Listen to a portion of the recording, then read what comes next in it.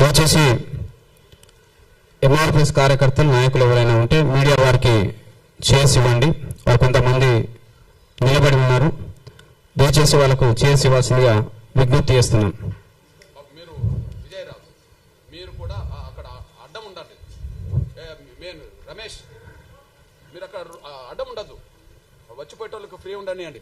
లోపలికి వచ్చేటోళ్ళకు అక్కడ ఎవరు ఉండద్దు. ఎవరైనా చూడండి అబ్బా అక్కడ మహేష్ ఆడ గేట్ కాడ ఎవరైనా వచ్చిపోయేటోళ్ళంటే ఫ్రీ ఉండండి, కానీ అక్కడ మీరు అడ్డం పడాలి. రాజు యాదే అని పో ప్లీజ్. మహేష్ ఒక్కడ నుండి ఉన్నవాడ వచ్చిపోయేటోళ్ళకి డిస్టర్బ్ కాకుండా వాళ్ళు ఫ్రీగా రావాలి. దయచేసి మీడియా వారికి చేర్చవలసిందిగా కోరుతూ కార్యక్రమాన్ని ప్రారంభించుకుందాం. ఈరోజు మాదిగ రిజర్వేషన్ పోరాట సమితి ఆధ్వర్యంలో దళిత క్రైస్తవులు ఎస్సీ హోదా అనే అంశం మీద సుప్రీంకోర్టు ఇచ్చిన తీర్పు మీద ఈ ప్రెస్ మీట్ కార్యక్రమాన్ని నిర్వహించడం జరుగుతుంది. ఈ అంశం మీద ఎంఆర్పిఎస్ వ్యవస్థాపక అధ్యక్షులు పద్మశ్రీ మందకృష్ణ మాధవ్ గారు మాట్లాడతారు.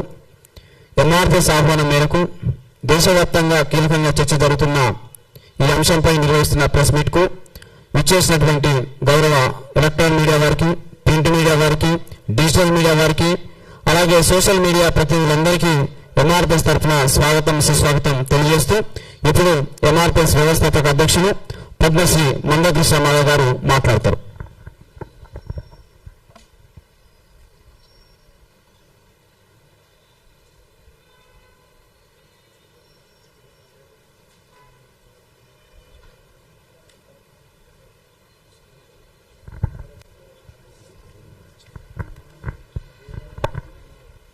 హలో,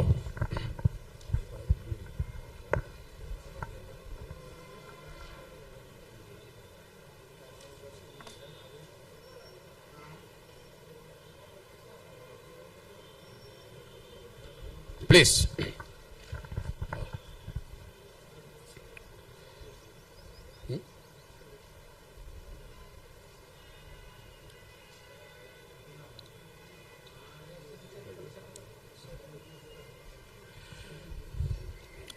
పాత్రికేయ, ఎలక్ట్రానిక్ మీడియా, సోషల్ మీడియా మిత్రులు, సోదరులందరికీ ఉద్యమ నవసలు. దేశంలో జరుగుతున్న ప్రధాన చర్చ ఇప్పుడు మొన్న సుప్రీంకోర్టు దళిత క్రైస్తవుల అంశం మీద ఇచ్చిన తీర్పు మీద దేశంలో సీరియస్గా చర్చ జరుగుతున్న విషయం మనందరికీ తెలుసు. దాని మీద ఎంఆర్పిఎస్ అభిప్రాయాన్ని నిర్దిష్టంగా చెప్పడం కోసం కొంత టైం తీసుకొని కొన్ని విషయాలు అధ్యయనం చేసినాకనే సమాజం ముందుకు రావాలి. ఏది న్యాయమైతే ఆ న్యాయం వైపు నిలబడాలి, ఏది ధర్మం అయితే ఆ ధర్మం వైపే నిలబడాలి. దాన్ని అడ్డుకునే శక్తులు ఏ రూపంగా ఉన్నా, ఎవరో ఏ పేరుతో ఉన్నా వాటికి తలొగ్గకుండానే ముందుకు సాగాలని ఒక స్థిరమైన నిర్ణయం తీసుకున్నాకనే ప్రెస్ మీట్ పెడుతున్నాం. దీనికి అత్యంత ప్రాధాన్యత ఇస్తారని చెప్పి నేను ఆశిస్తున్నా. మీ సహకారం కోరుతున్నా నేను, ప్లీజ్.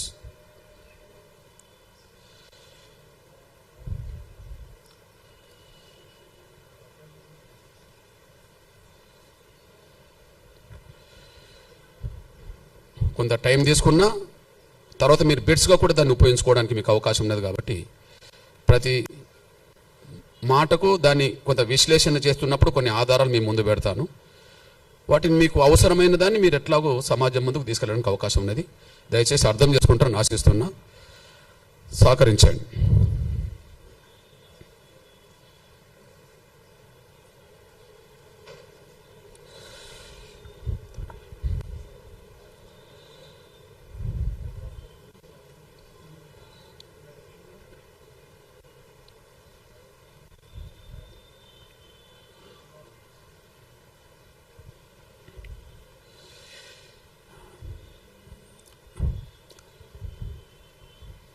దేశంలో ఉన్నబడే దళితులు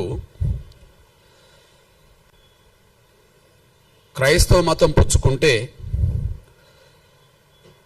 వాళ్ళ ఎస్సీ హోదా రద్దే అని సుప్రీంకోర్టు ఇచ్చిన తీర్పును, ఆ తీర్పుపై మేము తీవ్రంగా ఖండిస్తున్నాం. ఎంఆర్పిఎస్ పరంగా అందుకు బలమైన నిరసన కూడా మేము తెలియజేస్తాం. క్రైస్తవ మతంలోకి దళితులు మారితే వాళ్ళ ఎస్సీ హోదా రద్దు అనే తీర్పును మేము ఖండిస్తున్నాం. దానిపై బలమైన నిరసన కూడా వ్యక్తం చేస్తాం. ఈ సుప్రీంకోర్టు ఇలాంటి తీర్పు ఇవ్వడం వెనుక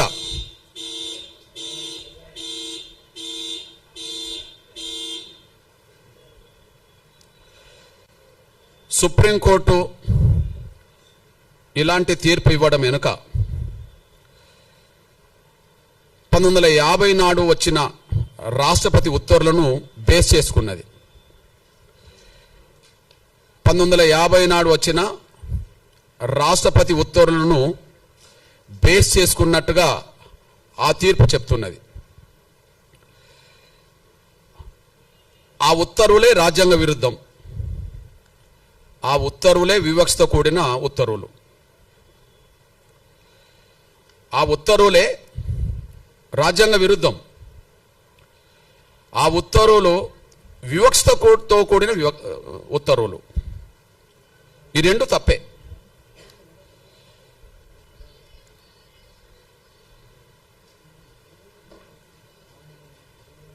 ప్లీజ్,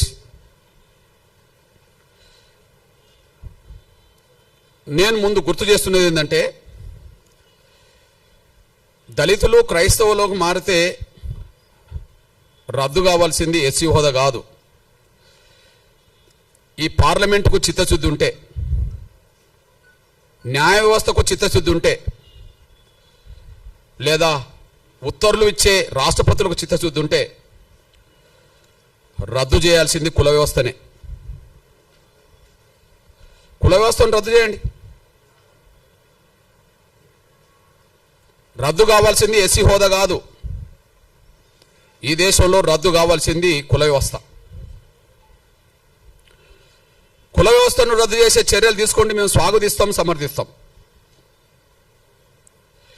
కుల వ్యవస్థను రద్దు చేసే చర్యలు ఎవరు తీసుకున్నా, ఏ పార్టీ, ఏ సంఘం, ఏ సంస్థ తీసుకున్నా వాళ్ళతో కలిసి పనిచేస్తాం, వాళ్ళకి అండగా నిలబడతాం.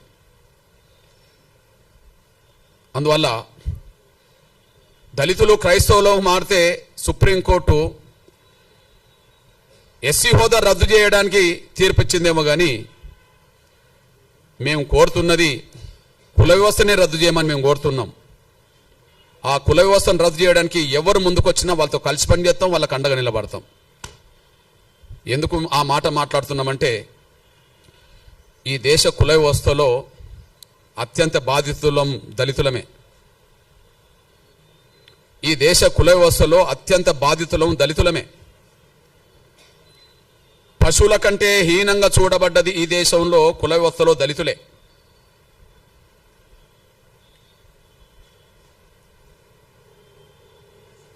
ఈ దేశంలో ఉండబడే ఇతర వర్గాల పౌరులకు ఉండబడే హక్కులు, స్వేచ్ఛ లేనిది దళితులకే. కాబట్టి కుల వ్యవస్థ బాధితులం కాబట్టి, కుల వ్యవస్థలో ఎక్కువ బాధితులం కాబట్టి, కుల వ్యవస్థలో బ్రాహ్మణేతర వర్గాలన్నీ బాధితులే. ఈ దేశ కుల వ్యవస్థలో బ్రాహ్మణేతర వర్గాలన్నీ బాధితులే. అయితే ఒక్కొక్క వర్గం మీద, ఒక్కొక్క కులం మీద కొంతమేరకు వివక్షత ఉంటుంది. ఏ రెండు కులాల మధ్యలో సాంఘిక సామరస్యత, సమానత్వం లేదు. కానీ అన్ని కులాల మీద ఆధిపత్యం, గౌరవం పొందుతున్నది బ్రాహ్మణ వ్యవస్థ. ఈ బ్రాహ్మణ వ్యవస్థలో అత్యంత పీడిత వర్గం ఎవరు? అత్యంత వివక్షత గురవుతున్నది ఎవరు? అత్యంత బాధితులు ఎవరు? పశువుల కంటే హీనంగా ఈ దేశంలో ఏ వ్యవస్థలో చూడబడ్డం? దళితులు, కుల వ్యవస్థల వాళ్ళు. అంటే ఈ దేశ కుల వ్యవస్థలో అత్యంత బాధితులం దళితులం గనక ఆ దళిత బాధితుల వర్గం నుంచి మేము మాట్లాడుతున్నాం. కుల వ్యవస్థను రద్దు చేయండి. ఎస్సీ హోదా కాదు, కుల వ్యవస్థను రద్దు చేయమని మేము డిమాండ్ చేస్తున్నాం. కుల వ్యవస్థను ఏ పార్టీ సమర్థిస్తుందో బహిరంగపరచమనండి. అస్పృశ్యత అనేది ఏ వ్యవస్థ నుంచి వచ్చిందో రాజకీయ పార్టీలు బహిరంగపరచాలి. ఈ ప్రపంచంలో ఎక్కడ లేని అస్పృశ్యత ఈ దేశంలో ఏ వ్యవస్థ ద్వారా వచ్చిందో బహిరంగపరచాలి. కుల వ్యవస్థను సమర్థించేటోళ్ళంటే కుల వ్యవస్థను సమర్థించిన వాళ్ళే, కుల వ్యవస్థను వ్యతిరేకించిన వాళ్ళంటే సమానత్వాన్ని కోరుకున్న వాళ్ళే. సమానత్వాన్ని ఈ దేశంలో కోరుకునేటోళ్ళు కుల వ్యవస్థ రద్దు కోరుకుంటారు. అసమానతలు ఉండాలని కోరుకునేటోళ్ళు కులాన్ని కోరుకుంటారు, ఉండాలని కోరుకుంటారు. ఈ ఉండాలని కోరుకునే వాళ్ళు ఎవరో బహిరంగం రావాలి. కుల వ్యవస్థ రద్దు కోరుకునేటోళ్ళు ఎవరో బహిరంగం రావాలి. అది సంస్థలైనా వ్యక్తులైనా రాజకీయ పార్టీలైనా ఎవరైనా ఈ విషయంలో బహిరంగ రావాలని డిమాండ్ చేస్తున్నా. నేను ఇంత మాట మాట్లాడడానికి కారణం ఏంటంటే, ఏ తీర్పు అయితే సుప్రీంకోర్టు ద్వారా వచ్చిందో, ఒకనాడు సుప్రీంకోర్టుకు చీఫ్ జస్టిస్గా పనిచేసిన మన తెలుగు ప్రముఖుడు, ఒకనాడు సుప్రీంకోర్టుకు చీఫ్ జస్టిస్గా పనిచేసిన మన తెలుగు ప్రముఖుడు, మాజీ చీఫ్ జస్టిస్ కోకా సుబ్బారావు, మాజీ చీఫ్ జస్టిస్ కోకా సుబ్బారావు ఈ తెలుగు నేల మీద అంబేద్కర్ గురించి, అంబేద్కర్ భావజాలం గురించి పరిచయం చేసిన మొదటి పుస్తకం డాక్టర్ ఎన్లూరి రాసింది. అది 6 దశాబ్దాల క్రితం వచ్చేసింది, ఇప్పటిది కాదు. 6 దశాబ్దాల క్రితం వచ్చింది, ఇప్పటిది కాదు. దానికి ముందు మాట రాసింది అప్పుడే. నేను ఇప్పుడు మీకు చూపెడుతున్న పుస్తకం ఈరోజు రాసుకున్నది కాదు, ఈరోజు రాసుకున్నది కాదు. ఇప్పుడు ఆ మేధావి కోక సుబ్బారావు అనేటైనా అమాయకుడు కాదు, నిరక్షరాస్యుడు కాదు. ఇప్పుడు ఇచ్చిన సుప్రీంకోర్టు జడ్జిల కంటే పై హోదాలో ఉన్న వ్యక్తి. అతను చీఫ్ జస్టిస్గా పనిచేసిన వ్యక్తి ఈ దేశ కుల వ్యవస్థ గురించి రాస్తూ ముందు మాట, డాక్టర్ అంబేద్కర్ జీవిత చరిత్రకు ముందు మాట రాస్తూ ఏమన్నాడో ఒకసారి గుర్తు చేసుకుందాం. ఆయన మన తెలుగు ప్రముఖుడే, ఉన్నత వర్గాలకు సంబంధించిన వ్యక్తి వెలమ. ఆయన ఏం మాట్లాడిండో చదివినిపిస్తా. హిందూ మతానికి కులతత్వం ఒక వినాశ హేతువు. హిందూ మతానికి కులతత్వం ఒక వినాశ హేతువు. కులతత్వానికి రాజ్యాంగ చట్టంలో ఎలాంటి ప్రసక్తి లేకపోయినా అది ఏదో ఒక రూపంలో తాండవిస్తూనే ఉంది. అది ఏదో ఒక రూపంలో తాండవిస్తూనే ఉంది. చట్టం, సంఘ సంస్కరణ అనేవి 2 కులతత్వ నిర్మూలనోద్యమంలో కలిసి పనిచేయాల్సిన అవసరం ఉన్నది. కుల వివక్షత పాటించద్దని చట్టం చెప్తున్నది. కానీ కుల వివక్షత పాటించద్దని ప్రధానంగా రాజకీయ పార్టీలు, వ్యవస్థ నడిపే సంస్థలు బలంగా ముందుకు రావట్లేదు, దళితులు తప్ప. అందులో గొప్ప మాట రాశాడు. చట్టం, సంఘ సంస్కరణ అనేది 2 కులతత్వ నిర్మూలనోద్యమంలో కలిసి పనిచేయాల్సింది. అట్లా పనిచేయకుండా కుల నిర్మూలన జరగదు. అంతకంటే ముఖ్యంగా ఇంకో మాట చెప్తాడు. అస్పృశ్యత అంతం కావాలంటే కుల వ్యవస్థను కూకటి వేలతో కూల్చివేయాలి. అస్పృశ్యత అంతం కావాలంటే కుల వ్యవస్థను కూకటి వేలతో కూల్చివేయాలి. ఎందుకంటే అస్పృశ్యతకు కుల వ్యవస్థే మూల కారణం. ఇది నేను రాసింది కాదు. ఇప్పుడు ఇచ్చిన సుప్రీంకోర్టు జడ్జిల కంటే పెద్ద ఆయన చీఫ్ జస్టిస్ హోదాలో 16/4/1968 ఈ ముందు మాట రాశాడు. మళ్ళీ చెప్తున్నా, అస్పృశ్యత అంతం కావాలంటే కుల వ్యవస్థను కూకటి వేలతో కూల్చివేయాలి. ఎందుకంటే అస్పృశ్యత కుల వ్యవస్థనే కారణం. కాబట్టి అస్పృశ్యతను తొలగించాలంటే కుల వ్యవస్థ నిర్మూలన జరగాలి. కాబట్టి కుల వ్యవస్థ రద్దు అయితే పోయేదేంది? కుల వ్యవస్థ ఉండాలని ఎవరు కోరుకుంటుంటే బహిరంగ రావాలి. అస్పృశ్యతకు మూల కారణం కుల వ్యవస్థ. కుల వ్యవస్థ రద్దు కాకుండా శాశ్వతంగా అస్పృశ్యత నిర్మూలన జరగదు. ఒక చట్టం మాత్రమే పరిమితం చేస్తే సంఘాలు, పార్టీలు పట్టించుకోకపోతే యథావిధిగా కొనసాగుతుంది. మనం చూస్తూనే ఉన్నాం. అట్లాంటప్పుడు కుల వ్యవస్థ రద్దు చేయాల్సిన బాధ్యత ఉన్నది కదా. ఆ మేధావి చెప్పిన మాటకు విలువనివ్వాలి కదా. ఆయన సుప్రీంకోర్టు చీఫ్ జస్టిస్ కదా. రెండో విషయం, మన దేశం బలహీనపడడానికి, మన దేశం ప్రపంచంలో గౌరవాన్ని పొందకపోవడానికి, మన దేశం బలహీనపడడానికి, మన దేశంలో ఉండబడే 140 కోట్ల మందిలో కేవలం భారతీయులమనే ఒక స్పృహ లేకపోవడానికి, కేవలం భారతీయులమనే స్పృహ లేకపోవడానికి కులమే కారణం కదా. ఇది ఈ దేశంలో ఒక మాయని మచ్చ కదా. భారతదేశానికి ఏ వస్త మాయని మచ్చ,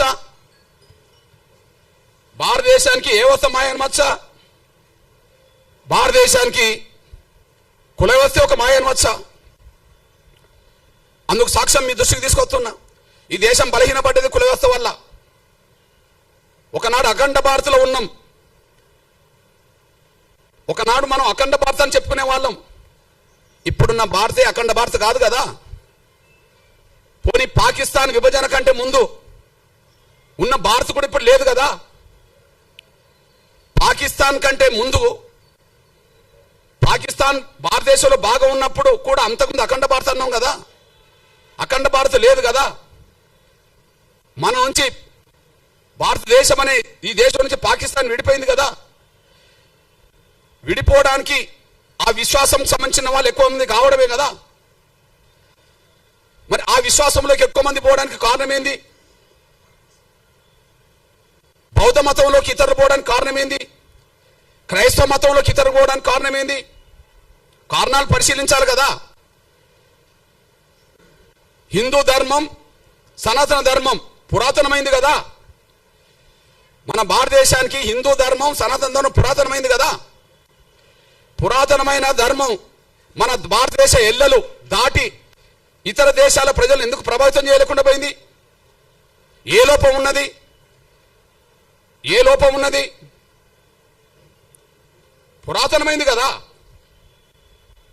సనాతన ధర్మం తర్వాతనే, లేదా హిందూ విశ్వాసం తర్వాతనే క్రైస్తవం వచ్చింది కదా.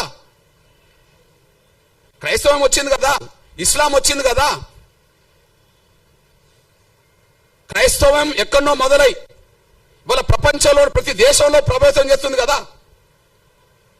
ఇస్లాం ఎక్కడో మొదలై ప్రపంచ దేశాల్లో దాదాపు 60%, 70% దేశాల మీద ప్రభావితం చేస్తున్నది కదా. అసలు మన దేశంను దాటి బయట ఎందుకు పోలేకపోయాం? సనాతన ధర్మం తర్వాతనే మిగతా ధర్మాలు వచ్చినాయి కదా ఈ ప్రపంచంలో. ఆ రెండు విశ్వాసాలకు సంబంధించిన వాళ్ళు ఎందుకు విస్తరించగలిగినరు? మనం ఎందుకు కుచించకపోయినాం? మన ధర్మంలో ఉండే లోపం ఏంటిది? సనాతన ధర్మంలో ఏదైనా లోపం ఉన్నది అనుకుంటే కుల వ్యవస్థను సమర్థిస్తూనే ఉంటుంది. హిందూ ధర్మంలో ఏదైనా లోపం ఉన్నదంటే కుల వ్యవస్థను సమర్థిస్తున్నట్టుగానే ఉంటుంది. కుల వ్యవస్థను సమర్థిస్తే అందులో లోపం ఉన్నట్టే. అది హిందూ ధర్మం అయినా సనాతన ధర్మం అయినా. కుల వ్యవస్థ సమర్థించకపోతే హిందూ ధర్మమే గొప్పది కావచ్చు, సనాతన ధర్మమే గొప్పది కావచ్చు. కానీ పురాతనమైన సనాతనమైన మన ధర్మం ప్రపంచాన్ని ప్రభావితం చేయలేకుండా పోయింది. కానీ ఇస్లాం ధర్మం మాత్రం ప్రపంచాన్ని ప్రభావితం చేస్తున్నది. ఈ దేశంలో మసీదులు లేని ఊరు కనిపిస్తుందా? ఈ దేశంలో చర్చిలు లేని ఊరు కనిపిస్తుందా? ఇస్లాం ఎక్కడ పుట్టింది? ఇవాళ ప్రపంచంలో ఏ స్థాయిలో నిలబడ్డది? క్రైస్తవం ఎక్కడ పుట్టింది? ఈ ప్రపంచంలో ఏ స్థాయిలో నిలబడ్డది? ఈ రెండింటికంటే ముందు హిందూ ధర్మం, సనాతన ధర్మం అయినప్పుడు ప్రపంచాన్ని ఎందుకు ప్రభావితం చేయలేకుండా పోయినాం? మన లోపం ఏంటి? అఖండ భారత్ లేదు. స్వాతంత్రం కంటే ముందున్న భారత్ కూడా లేదు. అఖండ భారత్ లేదు. స్వాతంత్రం కంటే ముందున్న భారత్ కూడా లేదు. మన లోపాన్ని సరి చేసుకోకపోతే, మన లోపానికి కారణమైన కుల వ్యవస్థను రద్దు చేసుకోకపోతే ఇంకొక 100 ఏళ్లకు ఈ ఉన్న భారత్ ఉంటుందని గ్యారంటీ లేదు. వాస్తవం, సత్యం మాట్లాడడానికి భయపడాల్సిన అవసరం లేదు. ఎందుకు అఖండ భారత్ లేకుండా పోయిందో స్పష్టం చేయండి. ఎందుకు ఉన్న భారత్ కూడా భారత్ లేకుండా పోయిందో, స్వాతంత్రం కంటే ముందున్న భారత్ స్వాతంత్రం తర్వాత ఎందుకు లేకుండా పోయిందో స్పష్టం చేయండి. ఈ దేశంలో ఏ విశ్వాసాలు పెరిగినాయో స్పష్టం చేయండి. ఆ విశ్వాసాలు పెరగడానికి, విశ్వాసాలు గల ప్రజలు పెరగడానికి, ఆ సంఖ్య పెరగడానికి ఏం కారణమో చేయండి. ఎక్కడనో పుట్టిన ఇస్లాం ప్రపంచాన్ని ప్రభుత్వం చేస్తూ దేశంలో ఉన్నది కదా. ఆ ధర్మంలో లోపం ఉంటే ప్రపంచాన్ని ఎందుకు ప్రభుత్వం చేస్తుంది? క్రైస్తవ ధర్మంలో లోపం ఉంటే ప్రపంచాన్ని ఎందుకు ప్రభావితం చేస్తున్నది? మన ధర్మంలో సత్యం ఉంటే ఎందుకు బయటికి వెళ్ళలేకుండా పోయినాం? మన లోపానికి కారణం ఏంది? ఈ దేశ వ్యవస్థలో, మన ధర్మంలో కుల వ్యవస్థను ఎప్పుడైతే సమర్థించడం మొదలు పెట్టామో అక్కడి నుంచి ఒక మాయను మచ్చగా, ఈ కుల వ్యవస్థలో అందరూ సమానం కాదనే భావనతో ప్రత్యేకంగా దళితులను మనుషులుగా చూడకుండా వివక్షతగా, అంటరాని వాళ్ళుగా చూడడం వల్ల ఎవరొచ్చి మా ధర్మం గొప్పదని ప్రచారం చేస్తే, ఎవరొచ్చి మా ధర్మంలో సమానత్వం ఉన్నదని ప్రచారం చేస్తే, ఎవరొచ్చి మా ధర్మంలో అసమానతలు లేవని ప్రచారం చేస్తే, అసమానతలు గురవుతున్న వర్గాలు సమానత్వం దిశగా అడుగులేయడం కోసం ఎన్నో మార్గాలు ఎన్నుకున్నారు. ఇక్కడ మీ అన్నగా చెప్తున్నా నేను, 1950 ఆర్డర్, రాష్ట్రపతి ఆర్డర్ రాజ్యాంగ విరుద్ధం కదా. రాజ్యాంగ విరుద్ధంతో పాటు అది వివక్షత కదా. రాజ్యాంగ విరుద్ధం ఎందుకంటున్నా, భారత రాజ్యాంగంలో ఆర్టికల్ 25 ఉన్నది కదా. ఆర్టికల్ 25 ఏం చెప్తుంది? ఈ దేశ పౌరులకు వాళ్ళు ఇష్టమున్న మతాన్ని ఎన్నుకోవచ్చు, వాళ్ళు ఇష్టమున్న మత విశ్వాసాలు కలిగి ఉండవచ్చు అని చెప్పి ఆర్టికల్ 25 చెప్తున్నది కదా. ఆర్టికల్ 25 చెప్తున్నది కదా. అదే సమయంలో ఆర్టికల్ 14, 15 ఏం చెప్తున్నది? సమానత్వం హక్కు అని చెప్తున్నది కదా. లింగపరంగా, మతపరంగా, కులపరంగా వివక్ష ప్రదర్శించొద్దు, భారతీయులందరి పట్ల సమానంగా చూడాలని చెప్పి ఆర్టికల్ 14, 15 చెప్తున్నది కదా. మత స్వేచ్ఛ ఉన్నది, సమానత్వం అందరినీ సమానంగా చూడమని ఉన్నది. మరి ఇప్పుడు దళితులు మాత్రమే క్రైస్తవ మతంలో తీసుకుంటే ఎస్సీ హోదా రద్దవుతుందని ఎట్లా ఆర్డర్ వస్తుంది? దళితులు మాత్రమే క్రైస్తవ మతం తీసుకుంటే ఎస్సీ హోదా రద్దవుతుందని చెప్పి ఎట్లా ఆర్డర్ వస్తుంది? ఆ ఆర్డర్ను సమర్థిస్తూ ఎట్లా తీర్పు వస్తుంది? నేను ఎందుకు ఈ మాట మాట్లాడుతున్నంటే, ఈ దళిత వర్గం నుంచి ఇప్పటికీ భక్తులే, ఈ దళిత వర్గం నుంచి ఎవరన్నా క్రైస్తవ మతంలో చేరుకుంటే ఇప్పటికీ భక్తులే.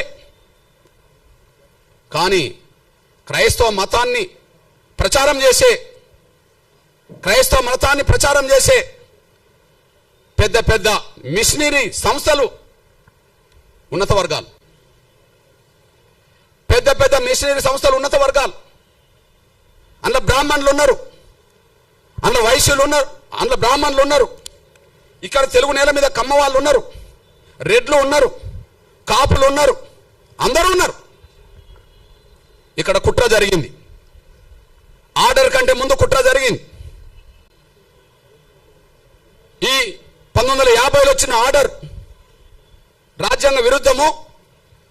ఆర్డర్ వివక్షతో కూడిన ఆర్డర్. అది ఆ వివక్షతో కూడిన ఆర్డర్ రావడానికి కారణం ఏంది? అప్పుడు ఇప్పుడు మత బోధకులు అగ్రకులాలే నా ఆరోపణ. అప్పుడు 100 ఏళ్ల క్రితం చరిత్ర, ఈనాటి చరిత్ర. 100 ఏళ్ల క్రితం చరిత్ర, ఈనాటి చరిత్ర. దళితులను మతం మార్చుకుంటే వాళ్ళ ఎస్సీ హోదా ఇయ్యాలన్నా వద్దా అని చర్చ జరిగినప్పుడు,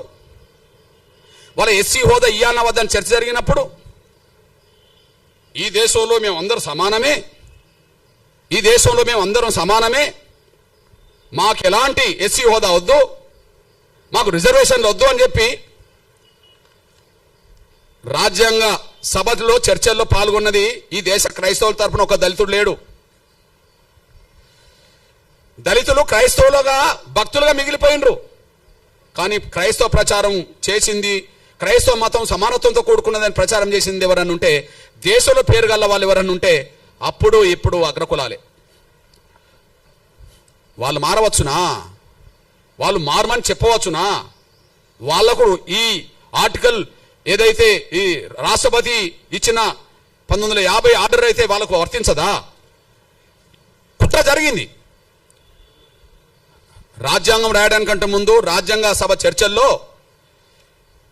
మైనార్టీల హోదా, అణగారిన వర్గాలకు సంబంధించిన వాళ్ళ మతపరమైన హోదా ఎట్లా ఉండాలని చర్చ జరిగినప్పుడు ఆ చర్చల్లో ఈ దేశ క్రైస్తవ ప్రతినిధులుగా 4 పాల్గొన్నారు. ఈ దేశ క్రైస్తవ ప్రతినిధులుగా 4 పాల్గొన్నారు. ఈ 4లో ఈ కమిటీకి చైర్మనే మీ దృష్టికి తీసుకొస్తున్నా. అల్పసంఖ్యాక వర్గాల సబ్ కమిటీ, అడ్వైజరీ కమిటీ. అంటే రాజ్యాంగంలో అల్పసంఖ్యాక వర్గాలకు, దళితులకు, పేద వర్గాలకు ఎలాంటి ఉండాలని చెప్పినప్పుడు అంటే అంబేద్కర్ కూడా ఉంటాడు, కానీ దీనికి చైర్మన్ ఎవరు? హెచ్సి ముఖర్జీ, పశ్చిమ బెంగాల్. ఆయన ఎవరు? బ్రాహ్మణ్. ఎవరి తరఫున పాల్గొన్నాడు? ఈ దేశ భారతీయ క్రైస్తవుల తరఫున పాల్గొన్నాడు. ఈ దేశ భారతీయ క్రైస్తవుల తరఫున పాల్గొన్నాడు. ఎవరు ఆయన? బ్రాహ్మణ్. ఓకే. ఇంకొక ఆయన ఫాదర్ జెరోమ్ డిసోజా, ఈయన పాల్గొన్నాడు. ఈయన అగ్రకుల వ్యక్తే. ఇంకొక ఆయన రాజకుమారి అమృత్ కౌర్, ఈమె రాజకుటుంబంలో పుట్టింది. అట్లనే పీకే సాల్వే, ఈయన కూడా అగ్రకులస్తుడే. వీళ్ళు 4 ఈ దేశ క్రైస్తవులకు ఏం రావాలి అనే కాడ మాట్లాడినరు. మాకు రిజర్వేషన్లు వద్దన్నారు.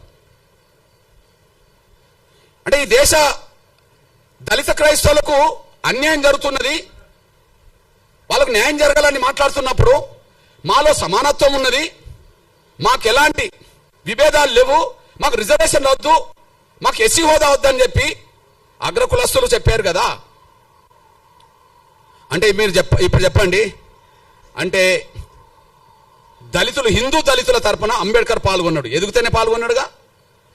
హిందూ దళితుల తరపున ఇందులో ఇదే కమిటీలో జగ్జీవన్ కూడా పాల్గొన్నాడు. హిందూ దళితుల తరపునే కదా ఈ కమిటీలో ఉంటాడు. అంబేద్కర్ ఉంటాడు, జగ్జీవన్ రామ్ ఉంటాడు. అంబేద్కర్ ఉంటాడు, జగ్జీవన్ రామ్ ఉంటాడు. కానీ హిందూ దళితుల తరపున వాళ్ళు మాట్లాడతారు. క్రైస్తవ తరపున మాట్లాడలేదా అంబేద్కర్ అంటే మాట్లాడిన చరిత్ర నేను చెప్తా. కానీ ప్రత్యేకంగా క్రైస్తవ తరపున మాట్లాడాల్సిన నిర్ణయం ఎవరు తీసుకోవాల్సి వచ్చింది? ఈ దేశంలో క్రైస్తవ తరపున ఎదిగినోళ్ళే. మరి అప్పుడు దళితుల నుంచి క్రైస్తవులు ఎదిగిన వాళ్ళు ఎవరు లేరు కదా, ఆస్థాకి ఎదిగిన వాళ్ళు లేరు కదా, భక్తులుగా మిగిలిపోయిండు కానీ ఒక శక్తులుగా ఎదగలేదు కదా. ఈ 4 కూడా గాంధీ శిష్యులే. పేరు క్రైస్తవ మతం ఉన్నది, వాళ్ళ కులాలు అగ్రకులాలు, కానీ వాళ్ళు గాంధీ శిష్యులు. గాంధీ చేసిన మోసం వల్ల హిందూ దళితులు మోసపోయినరు, దళిత క్రైస్తవులు మోసపోయినరు. ఏ మోసం? హిందూ దళితులు ఎక్కడ మోసపోయినరు? హిందూ దళితులకు ప్రత్యేక నియోజకవర్గాలు ఉండాలని కమ్యూనల్ అవార్డు వచ్చింది కదా. కమ్యూనల్ అవార్డు రద్దు చేయించడం కోసం కదా గాంధీ నిరాదీక్ష చేసింది. ఆయనను బతికించడం కోసం కదా అంబేద్కర్ రాజీపడాల్సి వచ్చింది. అంటే ప్రత్యేక నియోజకవర్గాలు పోయినాయి కదా. ఎస్సీలు నిలబడ్డ నియోజకవర్గాల్లో ఎస్సీలే ఓట్లేసుకొని గెలిపించుకోవాలనేది పోయింది కదా. ఇది పోవడానికి కారణం గాంధీ కదా. అంటే హిందూ దళితులను మోసం చేసింది గాంధీ కదా. హిందూ దళితుల జీవితాలు అడ్డుకున్నది గాంధీ కదా. దళితులు క్రైస్తవ మతం తీసుకుంటే క్రైస్తవ మతం తీసుకున్న దళితులకు ఎస్సీ హోదా అవసరం లేదని చెప్పి మాట్లాడిచ్చింది కూడా అగ్రకులాల క్రైస్తవ పెద్దలతోటే కదా. వీళ్ళు ఈ 4 గాంధీ శిష్యులే కదా. అంటే దళిత క్రైస్తవులకు ఆనాడు మోసం జరగడానికి, దళిత హిందువులకు మోసం చేయడానికి గాంధీ పన్నిన కుట్ర కారణం కదా. ఇది వాస్తవం కదా. ఇది వాస్తవమే కదా. అదే సమయంలో మీ అన్నగా చెప్తున్నా నేను, అంబేద్కర్ అభిప్రాయం మొదటి నుంచి నిర్దిష్టంగా ఉన్నది. అంబేద్కర్ అభిప్రాయం మొదటి, ఆయన హిందూ దళితుడుగానే పాల్గొన్నాడు ప్రతి చోట. ఆయన ఎన్నికలు నిలబడ్డా హిందూ దళితుడుగా నిలబడ్డాడు రిజర్వేషన్ సీట్ల నుండి. ఆయన ఎక్కడైనా హిందూగానే ఉన్నాడు. ఆయన బౌద్ధ మతం తీసుకున్నది ఎప్పుడు? అక్టోబర్ 14, 1956లో. ఆ తర్వాత 2 నెలలు కూడా తర్వాతనే చనిపోయిండు. అంటే అంతకుముందు బౌద్ధ మతం తీసుకోవడానికంటే ముందు అంటే చనిపోవడానికి 2 నెలల ముందు కూడా ఈయన హిందువే కదా, అంబేద్కర్ హిందువునేగా, అఫీషియల్గా హిందువునే కదా. ఎస్సీ రిజర్వేషన్లో హిందూ దళితుడునే చేశాడు. ఎస్సీ నియోజకవర్గంలో హిందూ దళితుడు కాకపోతే అప్పటికి బౌద్ధ మతంలో ఉన్నోళ్ళకు కూడా ఎస్సీ హోదా లేదు కదా, సిక్కు మతం ఉన్నోళ్ళకి ఎస్సీ హోదా లేదు కదా. అంబేద్కర్ పోటీ చేసే నాటికి ఒక దళితులకు, హిందూ దళితులకు మాత్రమే పోటీ చేసే అవకాశం ఉన్నది కదా. మరి హిందూ దళితుడుగా ఆయన అభిప్రాయం చెప్పిండు కదా, మతం మారినంత మాత్రాన కుల వ్యవస్థకు సంబంధించిన అవమానాలు దళితులకు తగ్గవు. ఆయన 2 చోట్ల చెప్పాడు, చెప్పేశాడు. అంబేద్కర్ అభిప్రాయాలు చాలా స్పష్టంగా కనిపించినాయి. లోధియన్ కమిటీ పరిణామాలే కమ్యూనల్ అవార్డు వచ్చింది. ఆ లోధియన్ కమిటీ ముందు ఈయన వాదన చేశాడు. ఆ వాదన ఒకసారి వినిపిస్తా చూడండి. హిందూ మతం నుండి క్రైస్తవంలోకి మారిన వాళ్లకు గుర్తింపు రావచ్చునో రాదో, కానీ సమాజం అతన్ని చూసే చూపులో మాత్రం మార్పు రాదు. గ్రామాల్లో దళిత క్రైస్తవులు ఇప్పటికీ అస్పృశ్యులుగానే పరిగణించబడుతున్నారు. వారికి విడిగా శ్మశానాలు ఉంటాయి. ఇది ఎప్పటి మాట? 1932 కంటే ముందు మాట, కమ్యూనల్ అవార్డు కంటే ముందు మాట. అయితే అప్పుడు కూడా ఇట్లాంటి ఉన్నత వర్గాల క్రైస్తవ లీడర్లు మాకు అవసరం లేదన్నప్పుడు ఆయన డీసెంట్ నోట్ రాస్తాడు.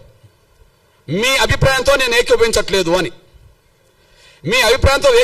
అని చెప్పి లోధియన్ కమిటీ ముందు ఆయన డీసెంట్ నోట్ రాసి ఏమంటాడంటే, అస్పృశ్యతను కేవలం హిందూ మతానికి పరిమితం చేయకూడదు. అస్పృశ్యత వల్లే కలిగే సామాజిక వైకల్యం, సోషల్ డిజాబిలిటీ ఏ మతంలో ఉన్న వారికైనా వర్తిస్తుంది. కేవలం క్రైస్తవులనే ముద్ర వేసి వాళ్ళని అణగారిన వర్గాల జాబితా నుండి తొలగించడం అన్యాయము. వాళ్ళను అణగారిన వర్గాల జాబితా నుండి తొలగించడం అనేది అన్యాయము. ఇది ఎప్పుడు రాశాడు? ఆర్డర్ రాకముందే రాశాడు. 1950 ఆర్డర్. కానీ ఇది కమ్యూనల్ అవార్డు కంటే ముందు ఆయన డీసెంట్ నోట్ రాశాడు. దళితులు మతం మార్చుకుంటే వాళ్ళ ఎస్సీ హోదా రద్దు చేస్తామని మాట్లాడడం అనేది అది న్యాయం కాదు, అది మంచిది కాదని చెప్పి ఆయన స్పష్టం చేశాడు. అంతేకాకుండా చాలా సందర్భాల్లో ఆయన మాట్లాడాడు. రాజ్యాంగ సభలో కూడా మాట్లాడాడు. దళితులు ఏ మతం పుచ్చుకున్నా వాళ్ళు దళితులుగానే పరిగణించబడుతున్నారు. దానికి కారణం ఈ దేశ కుల వ్యవస్థ డామినేట్ చేస్తున్నది. ఈ దేశ కుల వ్యవస్థ ముందు మత విశ్వాసాలు కూడా వెనుకబడిపోతున్నాయి. మళ్ళీ చెప్తున్నా, ఈ దేశ కుల వ్యవస్థ ముందు మత విశ్వాసాలు కూడా వెనుకబడిపోతున్నాయి. మత విశ్వాసాల కంటే కుల వ్యవస్థకు ఉండబడే దాని మీదనే ఎక్కువ ప్రాధాన్యత ఉన్నది. కాబట్టి దళితులు ఏ మతం పుచ్చుకున్నా వాళ్ళు దళితులుగానే ఉంటారని చెప్పి ఆయన స్పష్టం చేశాడు. అంతేకాకుండా మీ అన్నగా ఒక విషయం గుర్తు చేస్తున్నా నేను. షోలాపూర్ సభలో ఎప్పుడు పెట్టినంటే 1937లో పెట్టిండు. మతం మారడం వల్ల ఆత్మగౌరవం వస్తుందని ఆశించి చివరికి అటు ఆత్మగౌరవం దక్కక ఇటు లౌకికవాద రిజర్వేషన్ కోల్పోయి దళిత క్రైస్తవులు 2 పడవల మీద ప్రయాణం చేస్తున్నారని నేను అభివర్ణించారు. ఇటు హక్కులు పోయినాయి, ఇటు గౌరవం పోయింది. దళిత క్రైస్తవులు అయినంత మాత్రాన ఉన్నత వర్గాల క్రైస్తవులో పెట్టే సమాధుల కాడ వీళ్ళని పెడతారా? గౌరవం లేదు, అందులో మారిందని చెప్పి హక్కులు పోయినాయి.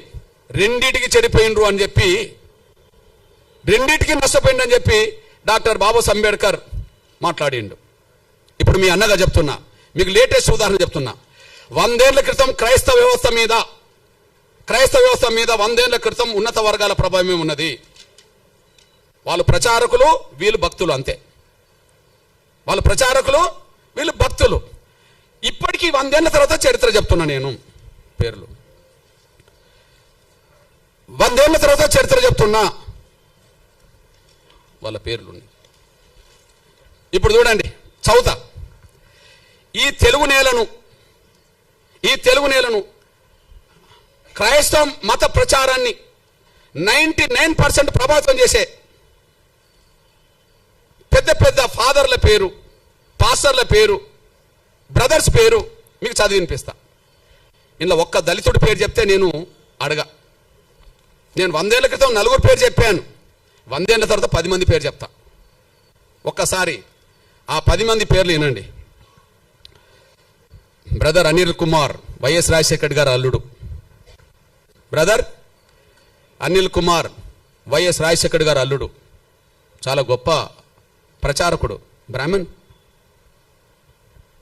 ఓకే, ఆయన పెద్ద ప్రచారకుడు అని చెప్పి మా బ్యాచ్, ఆయన గొప్పోడు, గొప్ప ప్రచారకుడు అని చెప్పి వీళ్ళు వెళ్తారు. అక్కడ దాకా ఎదుగరు వీళ్ళు, కానీ ఎక్కడికి వెళ్తారు? ప్రచారకుడు ఎవరు? అనిల్. ఇప్పుడు మీరు చూడండి, ఒకే చోట ఉండి 100 చోట్ల వీడియో, అది కెమెరాలు పెడతారు. ఏంటిది అది? డిజిటల్ సంబంధించిన పెట్టి లక్షల మందిని ప్రభావితం చేసే బ్రదర్ సతీష్ కుమార్, లక్షల మందిని ప్రభావితం చేసే బ్రదర్ సతీష్ కుమార్ ఓసీ కాపు. ఓకే, ఓసీ కాపు.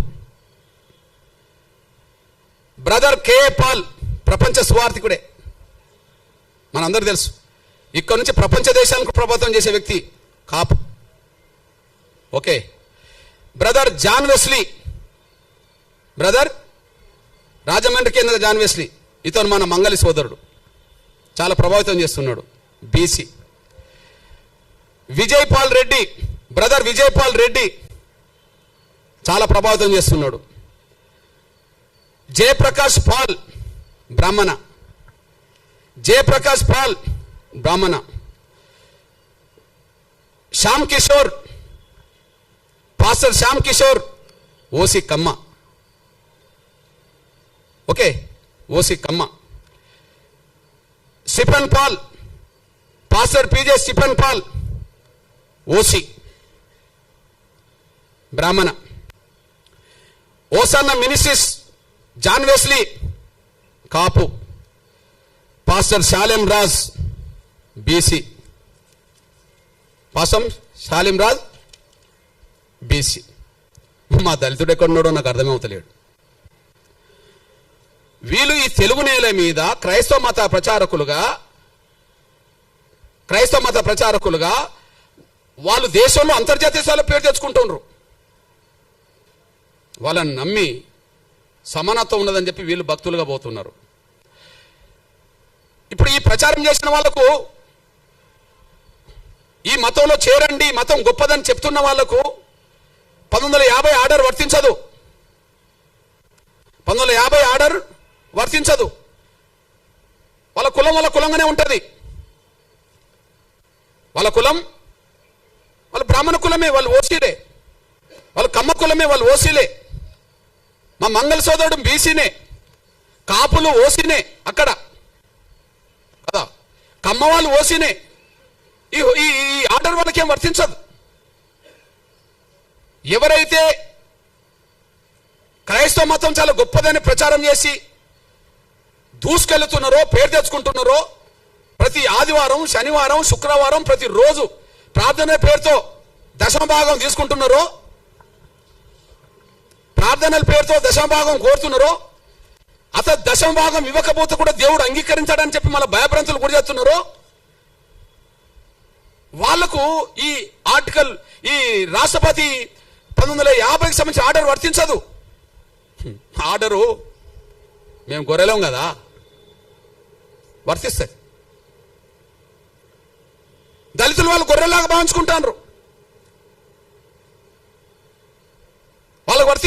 వీళ్ళకి వర్తిస్తుంది ఆర్డర్, వాళ్ళకి వర్తించదు.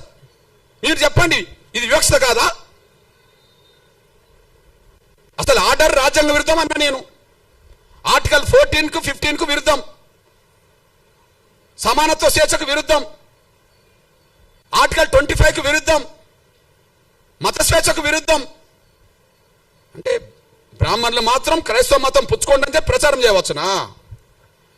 కాపులు, కమ్మోళ్ళు, రెడ్డోళ్ళు క్రైస్తవ మతం పుచ్చుకోండి, ఇందులో గొప్ప ధర్మం ఉంటే ప్రచారం చేయవచ్చునా?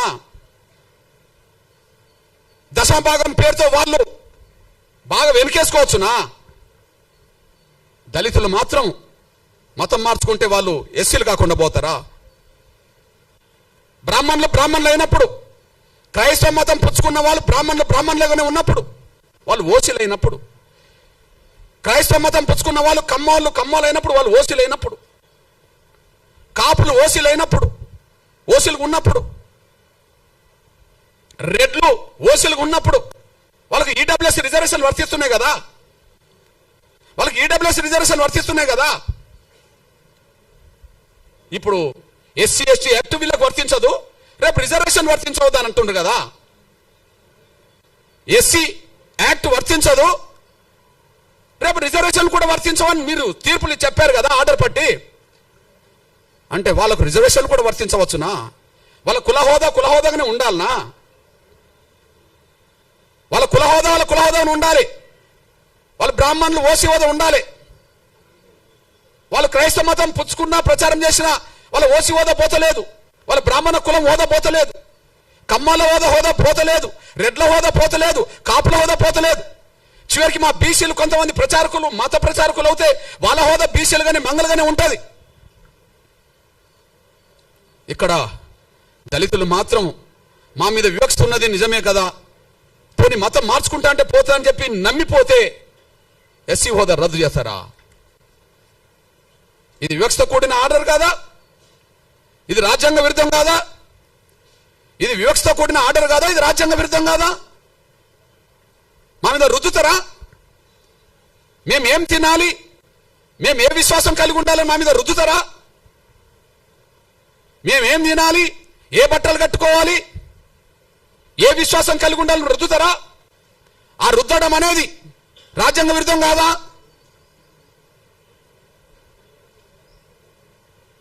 మత స్వేచ్ఛ లేదని, ఎవరు కూడా హిందూ ధర్మంలోనే ఉండాలని కుల వ్యవస్థ రద్దు చేసి ఆర్టికల్ 25 తొలగించండి, మాకు అభ్యంతరం లేదు.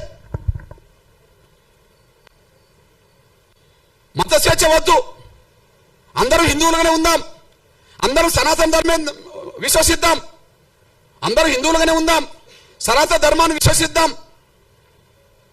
కుల వ్యవస్థ ఉండదు, కులాన్ని రద్దు చేస్తున్నామని చెప్పానండి. దాని ద్వారా మెజార్టీ ప్రజలు ఆర్టికల్ 25 ఉన్నా లేకపోయినా దాన్ని పట్టించుకోరు.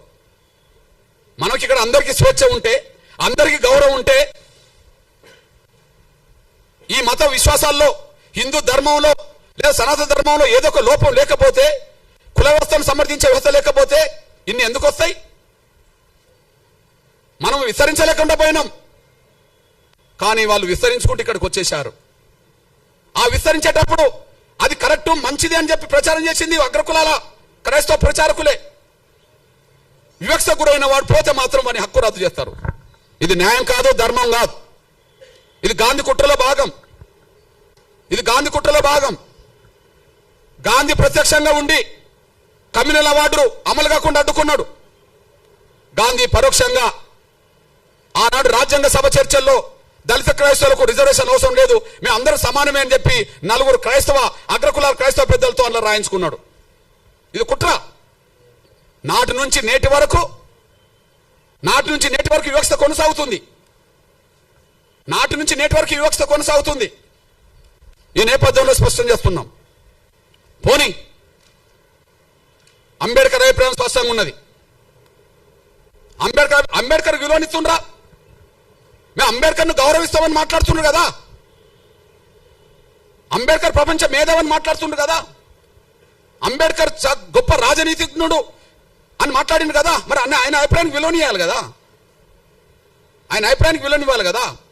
ఈ దేశంలో మత వ్యవస్థ కంటే మత వ్యవస్థను మింగింది ఇప్పుడు కుల వ్యవస్థ కదా. ఏదో అంటారు చూడు, పాముకు పాలు పోస్తే కాటేయకుండా ఉంటుందా అంటే, సనాతన ధర్మంలో కులం లేదనేటోళ్ళు ఉన్నారు, సంతోషమే. హిందూ ధర్మంలో వివక్ష లేదని అంటారు, సంతోషమే. మరి సనాతన ధర్మానికి కులానికి సంబంధం లేనప్పుడు, హిందూ ధర్మంలో వివక్ష లేనప్పుడు కుల వ్యవస్థ మనకు అవసరమే లేదు కదా. కుల వ్యవస్థ ఇప్పుడు హిందూ ధర్మాన్ని కూడా బలి తీసుకుంటుంది కదా, సనాతన ధర్మాన్ని కూడా బలి తీసుకుంటుంది కదా. సాక్ష్యం ఏంటిది? వెంకటేశ్వర స్వామి దేవాలయంకి వెళ్ళేటప్పటికీ అందరూ హిందువులే కనిపిస్తారు. మరి వాళ్ళ సొంత ఊర్లోకి వచ్చినప్పుడు అక్కడ పోయిన వాళ్ళందరూ కలిసి ఒకరినొకరిని ఇచ్చిపుచ్చుకునే వాళ్ళు ఉండడానికి అవకాశం లేదు కదా. అయోధ్యకి వెళ్ళేటోళ్ళు అందరూ అక్కడ సమానంగా కనిపిస్తారు. కానీ రాముణ్ణి నమ్ముకున్న వాళ్ళందరూ ఈ దేశంలో అందరూ సమానంగా వాళ్ళ గ్రామాల్లో లేరు కదా. కృష్ణుని నమ్ముకునేటోళ్ళు ద్వారకి వెళ్ళొస్తుంటారేమో, అక్కడికి వెళ్ళేటప్పుడు అందరూ సమానంగా దేవుడి కాడ కనిపిస్తారేమో. కానీ ఇళ్ళకి వచ్చినప్పటికీ వాళ్ళ మధ్యలో సమానత్వం లేదు కదా. అంటే రాముని నమ్ముకున్నా, కృష్ణుని నమ్ముకున్నా, క్రీస్తుని నమ్ముకున్నా, ఎవరిని నమ్ముకున్నా వెంకటేశ్వర నమ్ముకున్న ఈ దేశ కుల వ్యవస్థ విశ్వాసాల కంటే ఈ యొక్క కుల వ్యవస్థే శాసిస్తున్నది కదా. విశ్వాసాలు రెండో స్థాయికి వెళ్ళినాయి కదా, కుల వ్యవస్థ శాసిస్తున్నది కదా. అంటే మనం పెంచి పోషించిన పాము మనం కాటేస్తున్నది కదా. ఈ కాటేయడం వల్లనే అఖండ భారత్ లేకుండా పోయింది కదా. ఈ కాటేయడం వల్లనే ఉన్న భారత్ కూడా పాకిస్తాన్ భూభాగం అంటే వెళ్ళిపోయింది కదా. దేనివల్ల వెళ్ళిపోయింది? ఈ కుల వ్యవస్థ రుగ్మత మాయన్ మచ్చ ఉండడం వల్లనే ఇక్కడ వేరే విశ్వాసాలు పెరగాల్సిన దారి తీసింది కదా. ఆ విశ్వాసాలను తీసుకొచ్చిన వాళ్ళు కూడా అగ్రకులాలే వాళ్ళే కదా. తీసుకొచ్చిన వాళ్ళది తప్పు కాదు, ప్రచారం చేసిన వాళ్ళది తప్పు కాదు, నమ్ముకున్న వాళ్ళది తప్పు అని చెప్పి దళితుల్ని బలి చేయాలని చూస్తే అది న్యాయం కాదనే విషయం కూడా మర్చిపోవద్దని నేను సవినం కోరుతున్నా. నేను ఈ నేపథ్యంలో ఇక్కడ ముందు ఆర్డర్ ఏం చెప్పింది? 1950లో ఆర్డర్ హిందువులు తప్ప మిగతా ఏ మతం నమ్ముకున్నా వాళ్లకు ఎస్సీ హోదా ఉండదు అని చెప్పేసింది. ఓకే, ఆర్డర్ ఏమన్నా ఖురానా, భగవద్గీత లేకపోతే బైబిలా మనం మార్చుకునేదే కదా. రాష్ట్రపతి ఆర్డర్ను మనం మార్చుకునేది కదా.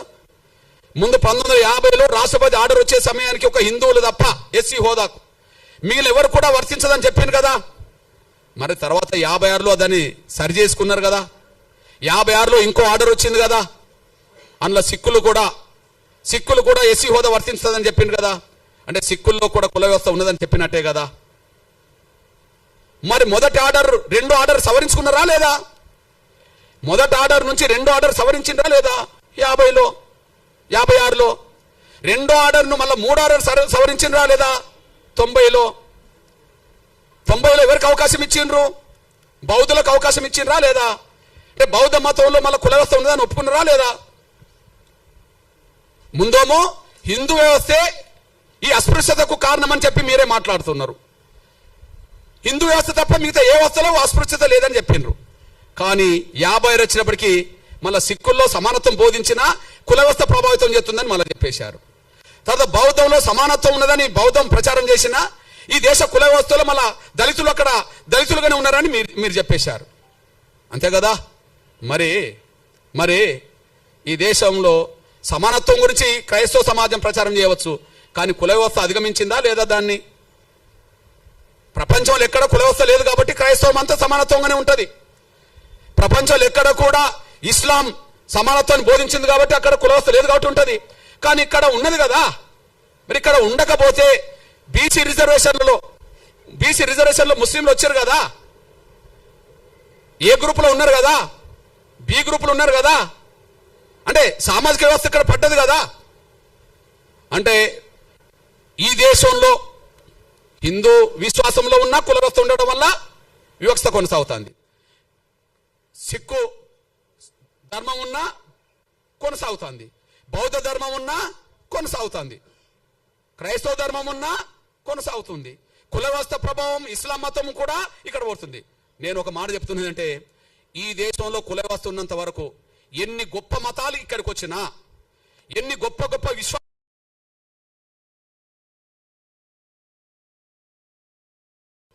గొప్ప మతాలే కదా, చాలా గొప్ప మతాలని మనమే అంటున్నాం కదా. ఆ మతాలు ఇక్కడికి వచ్చినప్పుడు ఏ దానికి లోన్ అవుతున్నాయి? క్రైస్తవ మతం గొప్పదే, సమానత్వం ప్రదర్శించింది. మరి గద్దరు కూడా పాట రాసింది కదా, మాల క్రైస్తు, మాదిగ క్రైస్తు, రెడ్డి క్రైస్తు, కమ్మ క్రైస్తు, బ్రాహ్మ క్రైస్తు అని చెప్పి ఒక పాట రాసింది కదా.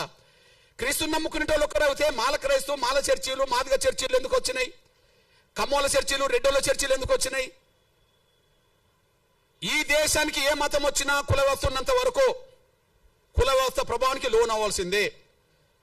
సిద్ధాంతం సమానత్వం అయితే అది బయటనే, ఇక్కడికి వచ్చినప్పటికీ ఆ సిద్ధాంతం 100% పనిచేస్తలేదు. కుల వ్యవస్థనే ప్రభావితం చేస్తుంది, కుల వ్యవస్థ శాసిస్తుంది, కుల వ్యవస్థే అసమానతలు సృష్టిస్తుంది. కుల వ్యవస్థను రద్దు చేయనంత కాలం సమానత్వం ఇక్కడ ఉండదు. కాబట్టి సమానత్వం వైపు అడుగులేయాలంటే కుల వ్యవస్థ రద్దు కావాల్సిందే తప్ప ఎస్సీ హోదా రద్దు చేయడం వల్ల పరిష్కారం లేదనే విషయం మీ దృష్టికి తీసుకొస్తున్నాను నేను. 1950 ఆర్డర్ రాజ్యాంగ విరుద్ధం. 1950 ఆర్డర్ కేవలం దళితుల మీద పెట్టిన ఆంక్షలు. దళితులు మాత్రమే మారద్దు, మీతో ఎవరు మారినా మాకు అభ్యంతరం లేదు. దళితులు మాత్రమే మారద్దు, ఇంకెవరు మారినా మాకు అభ్యంతరం లేదు. బ్రాహ్మణులు మారవచ్చు, మారేటట్టు చేయవచ్చు. రెడ్లు మారవచ్చు, మారేటట్టు చేయవచ్చు. కమ్మోళ్ళు మారవచ్చు, మారేటట్టు చేయవచ్చు. బీసీలు ఇతరులు మారవచ్చు, మారేటట్టు చేయవచ్చు, కానీ దళితులు మాత్రం మారద్దు. మీరు మా కాళ్ళ కాడు ఉండాలి. మేము అంట్రానోళ్ళని పిలిచినా కూడా మీరు పడి ఉండాలి. మిమ్మల్ని అవమానించినా మీరు పడి ఉండాలి. మిమ్మల్ని చిన్న చూపు చూసినా పడి ఉండాలి. కుల వ్యవస్థలో వివక్ష ఉన్నది కాబట్టి, కుల వ్యవస్థలో అంట్రాంతరం ఉన్నది కాబట్టి మేము పాటించినా మీరు పడి ఉండాలి. మీకు మనుషుల హోదా సమానమైన గౌరవం కాదు, పశువులతో సమానంగా, పశువుల కంటే హీనంగా చూసినా మీరు పడి ఉండాలి. కానీ మారద్దు. కుల వ్యవస్థలో అస్పృశ్యత ఉంటుంది, మీరు అంగీకరించి రిజర్వేషన్ పొందండి. మీరు మారితే రద్దు చేస్తాం. ఇది కండిషన్ కాదా? ఇది కండిషన్ కాదా? ఇది నిర్బంధమైన హింస కదా? మీరు బలవంతంగా ఇక్కడ ఉండండి. మీరు మారదలుచుకుంటే రిజర్వేషన్ వదులుకొని వెళ్ళండి. ఏ వివక్ష లేని వాళ్ళు మారినా మంచిదే. కుల వ్యవస్థలో వివక్ష గురవుతున్నదా బ్రాహ్మణ సమాజం? అందరికంటే ఎక్కువ గౌరవమైన హోదా పొందింది కదా. ఈ తెలుగు నేల మీద బ్రాహ్మణ సమాజం తర్వాత కమ్మ, రెడ్లు, కాపులు ఉంటారు కదా అగ్రకులాల లిస్టులో. వాళ్ళు కూడా ఎస్సీ, బీసీల కంటే పై హోదాలో ఉన్నారు కదా. అంటే పై హోదాలో ఈ దేశంలోనే అత్యున్నత వ్యవస్థలో, కుల వ్యవస్థలో గౌరవం పొందుతున్న బ్రాహ్మణులు మారిన మాకు అభ్యంతరం లేదు. వాళ్ళకు 1950 ఆర్డర్ వర్తించదు. ఈ తెలుగు నేల మీద కమ్మోళ్ళు, రెడ్డోళ్ళు, కాపులు ఎవరు మారిన మాకు అభ్యంతరం లేదు.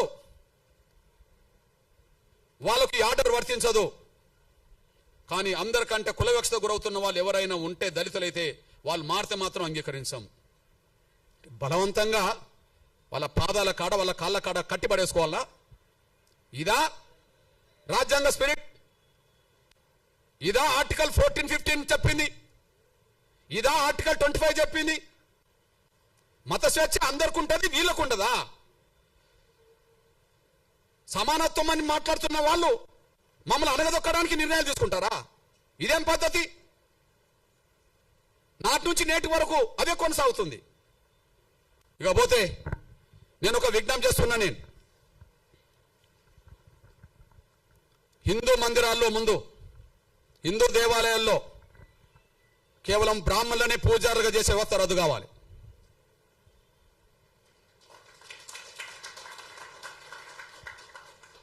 కేవలం బ్రాహ్మణులనే పూజారులుగా చేసే వ్యవస్థ రద్దు కావాలి. ఏంది అది? పేటెంటా? ఎందుకు రద్దు కాదు? ఈ రాజ్యాంగంలో ఏదైనా రద్దు చేయవచ్చుగా. ఈ రాజ్యాంగం ఈ దేశంలో కుల వ్యవస్థ వద్దనుకుంటే రాజ్యాంగం రద్దు చేస్తుంది కదా. పార్లమెంట్లో బిల్లు పాస్ అవుతే రద్దు అవుతుంది కదా. దానికి అనుగుణంగా రాష్ట్రపతులు ఆర్డర్లు తీయవచ్చు కదా. ఎందుకు రద్దు కాదు? ఎందుకు రద్దు కాదు? నేను అంటున్నా, ఈ దేశ హిందూ దేవాలయాల్లో భక్తులు అన్ని వర్గాల వాళ్ళు ఉన్నప్పుడు పూజారులు మాత్రం, బ్రాహ్మణులు మాత్రం ఎందుకు ఉండాలి? వెంకటేశ్వర స్వామిని నమ్ముకున్న వాళ్ళు హిందూ సమాజంలో అన్ని వర్గాల వాళ్ళు ఉన్నారు. రాముణ్ణి నమ్ముకున్న వాళ్ళు హిందూ సమాజంలో అన్ని వర్గాల వాళ్ళు ఉన్నారు. ఓకే. కృష్ణుడిని నమ్ముకున్న వాళ్ళు, ఇతరులు నమ్ముకున్న వాళ్ళు అన్ని వర్గాల్లో ఉన్నారు కదా. దేవుడి దగ్గర, గర్భగుడి దగ్గర పూజా వృత్తి చేసే కాడ బ్రాహ్మణులు ఎందుకు ఉండాలి? వాళ్ళు ఏమైనా దైవదూతలా? దేవుడు బ్రాహ్మణులను మాత్రమే ఉండాలని ఇక్కడ నన్ను చెప్పిండా? వెంకటేశ్వర స్వామి చెప్పిండా? రాముడు ఏమన్నా చెప్పిండా? కృష్ణుడు ఏమన్నా చెప్పిండా? ఇంకెవరైనా చెప్పిండ్రా? హిందూ దేవాలయంలో బ్రాహ్మణులు మాత్రమే పూజారులు ఉండే వ్యవస్థ రద్దు కావాలా? నా డిమాండ్. అక్కడి నుంచి కుల నిర్మూలకు దారితీస్తుంది, అక్కడి నుంచి సమానత్వానికి దారితీస్తుంది. హిందూ వ్యవస్థలో సమానత్వం రావడానికి పునాదులు పడతాయి. నేను ఒక విషయం చెప్తున్నా. నేను అయోధ్యలో రాముడి గుడి కాడ మా ఎస్సీ ఎస్టీ బీసీలకు ఉండబడే హక్కు ఇంకెవరికి లేదు. అది శ్రీకృష్ణ మందిరమైనా అయోధ్య మందిరమైనా, రామాలయాలు ఎక్కడుంటాయో అక్కడ ఎస్సీ ఎస్టీ బీసీలకు ఉండబడే అంత రైట్ ఇంకెవరికి లేదు. ఓకే, నేను సాక్ష్యం చెప్తున్నా. మనం రామరాజ్యం గురించి మాట్లాడతాం. రాముడు పరిపాలించినాకనే రామరాజ్యం కదా, పరిపాలించక ముందు కాదు కదా. రాముడు ఒక రాజుగా, మనం నమ్ముకున్న వాళ్ళకు విశ్వాసం దేవుడు. ఆయన భౌతికంగా వ్యక్తిగా జీవించాడు కాబట్టి ఒక రాజు, క్షత్రియ కులం, క్షత్రియ వంశం. రాముడు ఏ వంశం? క్షత్రియ వంశం, అంతే కదా. రాముడు ఏ వంశం? క్షత్రియ వంశం. ఓకే, నేనంటున్నా జై శ్రీరామ్ అని అందరం అంటాం అనుకో. రాముడి గొప్ప లక్షణాలు ఆయన పరిపాలన ద్వారా తెలిసినాయి కదా ఎక్కువ. రామరాజ్యం అని ఎందుకు అంటున్నాం? రాముడికి తమ్ముడు ఉన్నాడు భరతుడు, రాముడి కంటే ముందు పరిపాలించండు కదా. రాముడు అయోధ్యకు వచ్చినప్పుడు తండ్రి మాటకు, సవతి తల్లి మాటకు, పినతల్లి మాటకు కట్టుబడి ఉండి రాముడు అడవికి వచ్చాడు కదా, సీతను శ్రీమతి గారిని పట్టుకొని, తమ్ముడిని పట్టుకొని. అప్పుడు ఎవరు పరిపాలించిండ్రు? ఎవరు పరిపాలించరు కదా. మరి ఆయన పరిపాలించడు, రాముడు పరిపాలించడు.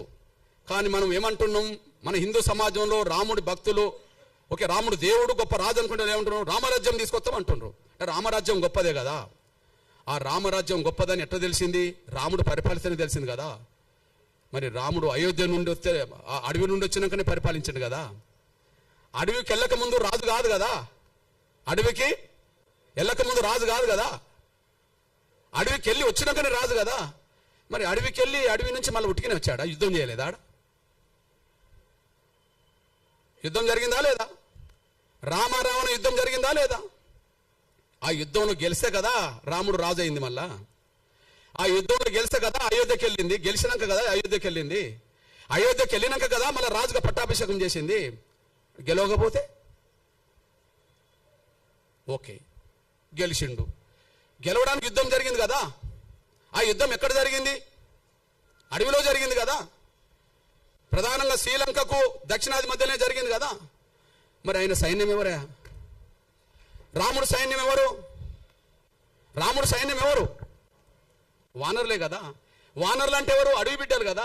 అడవి బిడ్డలు అంటే ఎవరు? ఆదివాసులు కదా. ఆదివాసులు అంటే ఎస్టీలు కదా. అడవిలోనే యుద్ధం జరిగింది కదా. రాముడి సైన్యం 99% ఎవరు?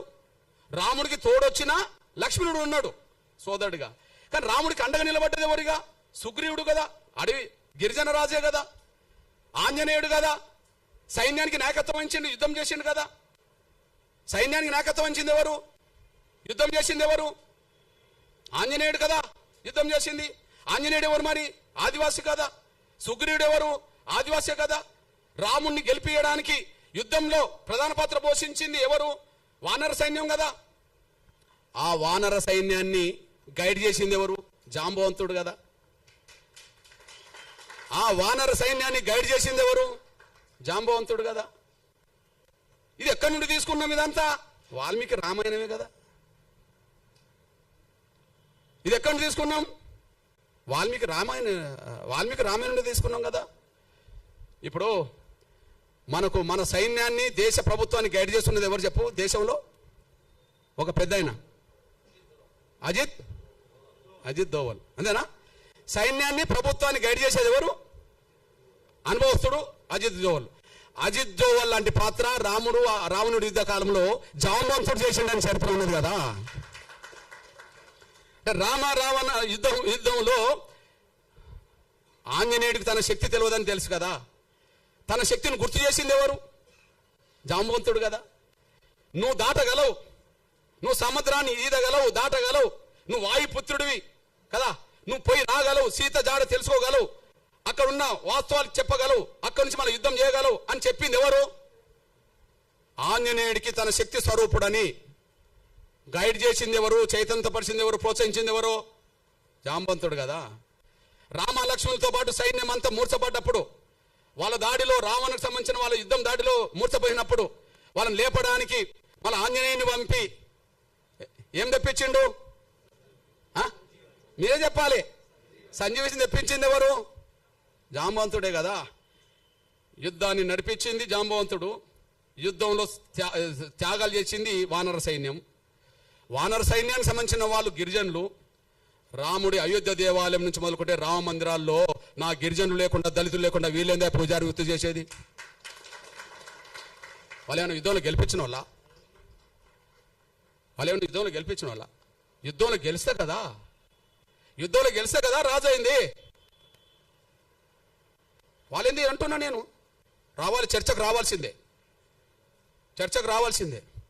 పోనీ రాముడి గుణాలని, రాముడి పౌరుషాన్ని, రాముడి మానవత్వాన్ని, రాముడి సామాజిక స్పృహను గొప్పగా ప్రపంచానికి చాటిన వాళ్ళు ఎవరా? ఎవరు? వాల్మీకే కదా. గొప్పగా ప్రపంచానికి చాటిన వాళ్ళు ఎవరు చెప్పండి? రామాయణం రాసిన వాళ్ళు ఎవరో చెప్పండి. వాల్మీకి రామాయణం లేకపోతే రాముడి చరిత్ర ఎవరికి తెలుసో చెప్పండి. వాల్మీకే కదా. వాల్మీకిని మన తెలంగాణలో పోయే కదా, బీసీనే కదా, అక్కడక్కడ ఎస్సీలో ఉన్నారు కదా, పోనీ బీసీ సమాజం అనుకుందాం. నేనంటున్నా, వాల్మీకుడు రాముడి గురించి ప్రపంచానికి తెలియక ముందే అందరు తెలిసేలాగా చేసింది వాల్మీకి అయితే, నా బీసీ ప్రజలకు సంబంధించిన వాళ్ళు ఎందుకు పూజారులు ఉండరు రామ మందిరాల్లో? రాముడు యుద్ధం చేసే సమయానికి సీత జాడ కనుక్కోనేలాగా ప్రోత్సహించింది, తెలుసుకున్నది, వీళ్ళని కాపాడే ప్రయత్నం చేసింది మన జాంబవంతుడు కదా, దళితుడు కదా, మాదిగల ఆరాధ్య పురుషుడు కదా కదా. ఈ దళితులకు లేని పూజారి వాళ్ళకెట్లా వచ్చింది? యుద్ధంలో గెలిపించింది మేము కదా, మా ఆదివాసులు కదా. రాముడి గురించి దేశానికి ప్రపంచానికి తెలిపేటట్టు చేసింది మా వాల్మీకి కదా. వాల్మీకిని బ్రాహ్మణులను ఒప్పుకోమనండి, జాంబవంతుడు మావాడని ఒప్పుకోమనండి, ఆంజనేయుడు మావాడని ఒప్పుకోమనండి. వాళ్ళు ఒప్పుకోరు కదా. వాళ్ళు ఎవరు మరి? ఆంజనేయ వారసత్వం వానరులు అవుతాను గిరిజనులు, జాంబవంతుడు అయితే దళితుడు మాదిగా, వాల్మీకి పోయా. మరి మాకు లేని స్వేచ్ఛ రామ మందిరాల్లో, మాకు లేని హక్కు రామ మందిరాల్లో, మేము పూజారులు కానప్పుడు యుద్ధం చేయడానికి మాత్రం మేము ఉపయోగపడాలా? యుద్ధం చేయడానికి ఉపయోగపడాలా? సాబతుకులు ఉన్న వాళ్ళని కాపాడడానికి ఉపయోగపడాలా? యుద్ధంలో గెలిపించడానికి ఉపయోగపడాలా? చరిత్ర రాయడానికి ఉపయోగపడాలా? కానీ రామ మందిరాల్లో పూజలు చేయడానికి ఉపయోగపడమా మేము? మా దళితుల్లో, గిరిజనుల్లో, బలహీన వర్గాల్లో ఐఏఎస్ ఆఫీసర్లు అవుతాను కదా. ఈ దేశ రాష్ట్ర కేంద్ర ప్రభుత్వ సర్వీసులో ప్రధానంగా బ్యూరోక్రాట్స్ అంటే ఎవరంటారు? ఐఏఎస్ఏ కదా కదా. మరి దళిత గిరిజన వర్గాలకు చదువుకుంటే ఐఏఎస్లు అవుతాను కదా, పూజారులు గారా? పూజారులు గారా అంటున్నా నేను. అందువల్ల మీకు విజ్ఞప్తి చేస్తున్నా, రామ అవతారమే తర్వాత కృష్ణ అవతారంగా మారింది. రాముడు కృష్ణుడు వేరువేరు కాదు కదా. రాముడు కాలంలో రాముడు, కృష్ణుడి కాలంలో కృష్ణుడు. కానీ రాముడే చెప్తాడు కదా, నేను మరో జన్మలో కృష్ణుడికి వస్తాడని చెప్పి. మన నమ్మకం, మన విశ్వాసం, మన నమ్మకం, మన విశ్వాసం. నేను అంటున్నా, కృష్ణుడు ఎవరా? కృష్ణుడు మా యాదవ, మా బీసీ బిడ్డే కదా. వరుసకు మాకు బావవుతాడు, వరుసకు మాకు బావవుతాడు కాదని చెప్పానండి. వరుసకు మాకు బావవుతాడు కాదని చెప్పానండి. రాముడు రావణ మధ్యలో జరిగిన యుద్ధము 1000 మంది చచ్చిపోయినరు కదా, 18 రోజులు జరిగింది. కానీ మా ఆది జాంబవుడును కృష్ణుడి మధ్యలో ఒక గృహంలో జరిగిన యుద్ధం 28 రోజులు జరిగింది. ఏ యుద్ధం ఎక్కువ పెద్దది? ఇద్దరి మధ్యలో జరిగింది. ఎవరు ఓడలే, ఎవరు గెలవలే. మా ఓడు ఎంత గట్టివాడో చూడండి. ఎవరు ఓడలే, ఎవరు గెలవలే. లాస్ట్కు మావాడు అనుకుంటాడు జాంబవుడు, అరే నీ అమ్మ, ఈ దేశంలో, ఈ ప్రపంచంలో నన్ను ఓడించేటోళ్ళు ఎవరై ఉంటారంటే, ఓహో రాముడి కాలంలో నేను అడిగాను, రాముడితో యుద్ధం చేస్తాను అన్నప్పుడు, ఇంత మనం చేసుకున్నాం కదా రాముడి యుద్ధం, నీకు ఈ జన్మలో వద్దు కానీ నీకు వచ్చే జన్మలో కృష్ణుడు ఏర్పడితే అప్పుడు నీకు ఏదో రకంగా యుద్ధం చేద్దాంలే అని అంటే, ఇంతకాలం నాతో యుద్ధం చేస్తున్నాడు అంటే ఆయన రాముడే అని చెప్పి, నువ్వు దేవుడి అవతార పురుషుడు కాబట్టి నాతో ఇంత యుద్ధం చేసావు అని చెప్పి మళ్ళీ కాంప్రమైజ్ అయ్యి, మళ్ళీ రాముడు ఆ కృష్ణుడికే కదా మా జాంబవతిని మా అక్కనిచ్చింది. ఈయన ఒక మణిహారం కోసం వెతుకులాట చేస్తూ, ఒక మణిహారం ఉన్నది, ఆ మణిహారం ఒక అతను మెడకేసుకొని వస్తుంటే సింహం తింటది. జాంబవంతుడు ఆ సింహాన్ని తీసి చంపి ఇది తీసుకొచ్చుకుంటాడు, బిడ్డకు దగ్గర ఆడుకుంటుంటుంది ఆ వస్తువు. ఈయన వెతుకుతూ వస్తుంటాడు. వెతుకుతూ జాంబవంతుడు కనిపిస్తాడు. జాంబవంతుడు కృష్ణుడి మధ్యలో యుద్ధం జరుగుతుంది. 28 రోజులు జరుగుతుంది. గుహలో జరుగుతుంది. యుద్ధంలో ఎవరు ఓడింది లేదు, గెలవలేదు. కాకపోతే మా జాంబవుడు అనుకుంటాడు, ఈ ప్రపంచంలోనే నాతో యుద్ధం చేసే వాళ్ళు ఎవరు లేరు, ఎవరైనా చేస్తుంటే దేవుడి రూపమే నా దగ్గరకు వస్తారు కాబట్టి, నేను గత జన్మలో నేను రాముడిని అడిగాను, కృష్ణుడికి వస్తాను కాబట్టి కృష్ణుడు ఏంటంటే నేనే అని చెప్పి ఆయన చెప్పుకుంటాడు. అప్పుడు బహుమానంగా ఏమిస్తాడు మా జాంబవంతుడు? ఎవరినిస్తాడు? ఎవరినిచ్చి పెళ్లి చేస్తాడు? మా జాంబవంతుడి నుంచి పెళ్లి చేస్తాడు. ఇవన్నీ రామాయణం మహాభారతంలో ఉన్నది కదా. మరి జాంబవంతుడు మా బిడ్డ మా అక్కనిచ్చిందంటే ఎవరు మాకేమవుతాడో కృష్ణుడు చెప్పండి. మా జాంబవంతుడు మా పెద్ద ఆయన, మా పెద్ద నాన్న అనుకుందాం. మా జాంబవంతుడి బిడ్డ మాకు పెద్ద అక్కే కదా. మా పెద్ద అక్కను 8వ భార్యగా చేసుకున్నది మాకు కృష్ణుడే కదా. కృష్ణుడు మాకు బావ అవుతాడు కదా. మా బావ ఉన్న కాడ మేము ఎందుకు పూజారులం కావా నాకు అర్థమవుతలేదు. మా బావ ఉన్న కాడ మేము ఎందుకు పూజారులు కావా? మా బావ దగ్గర కూడా మీరేనా వాళ్ళ పూజ చేయడానికి? రాముణ్ణి గెలిపిస్తాం, రాముణ్ణి కాపాడుతాం, మళ్ళీ ఆయన దగ్గర ఉండొద్దు, మేము ఇటు పోవద్దు ఆడు ఉండొద్దు. ఇది పెద్ద డ్రామా వీళ్ళది. ఎడిపోవద్దు, వీడు మతం మార్చుకోవద్దు, మళ్ళీ వీడు ఉండద్దు, ఈ పూజారి కాడికి రావద్దు. ఇది చెల్లదు. రాముడితో మాకున్న సంబంధాలు మీకెక్కడి? కృష్ణుడితో మాకున్న సంబంధాలు మీకెక్కడి? రాముడితో మాకున్న సంబంధాలు మీకెక్కడి? వాల్మీకి రామాయణ ప్రకారంగా. కృష్ణుడితో మాకుండబడే బంధుత్వం మీకెక్కడిది? మహాభారత పరంగా కదా. కేవలం కుల వ్యవస్థ ఉండడం వల్ల కుల వ్యవస్థ మొదలైంది. కుల వ్యవస్థ ఉండడం వల్లనే కుల వ్యవస్థ మొదలైంది. రాముడికి కులానికి సంబంధం లేదు అంటున్నాం కదా.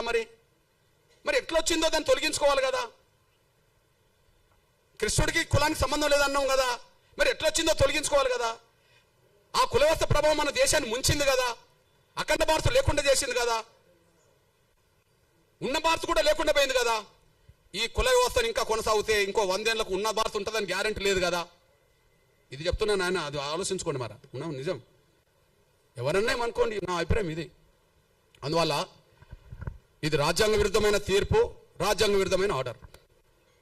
ఓకే, ఇది వివక్షతో కూడిన తీర్పు, వివక్షతో కూడిన ఆర్డర్. ఇది ఆర్టికల్ 25, ఆర్టికల్ 14, 15 ప్రకారం రాజ్యాంగ విరుద్ధం తీర్పు. పోనీ అంబేద్కర్ అభిప్రాయానికి విరుద్ధం, కమిషన్లకు కూడా విరుద్ధం కదా.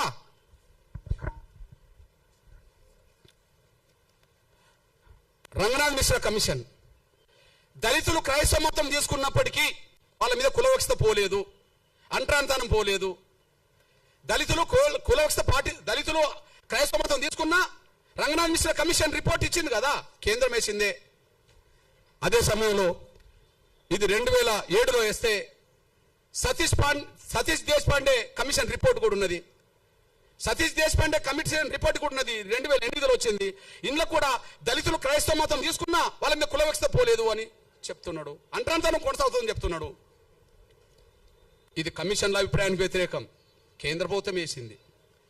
ఇది ఆర్టికల్ రాజ్యాంగం ప్రకారంగా రాజ్యాంగానికి వ్యతిరేకం, ఆర్టికల్ 25కి 14, 15కి వ్యతిరేకం.